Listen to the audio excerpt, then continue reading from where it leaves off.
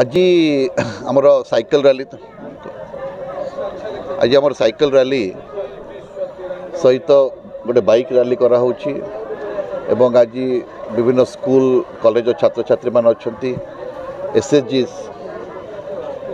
स्वयं सहायक गोष्ठी महिला माने भी अच्छा तो से समस्त आज ए हर घर तिरंगा कार्यक्रम में सामिल होती एवं एटा आज समग्र जिले रे समग्र राज्य रे एवं समग्र भारत वर्ष रे कार्यक्रम चली कार्यक्रम उद्देश्य होची समस्त भारतीय मान भीतर गोटे भारतीय चेतना जागृत करवा देश प्रेम जागृत करवा ए उद्देश्य नहीं करी ए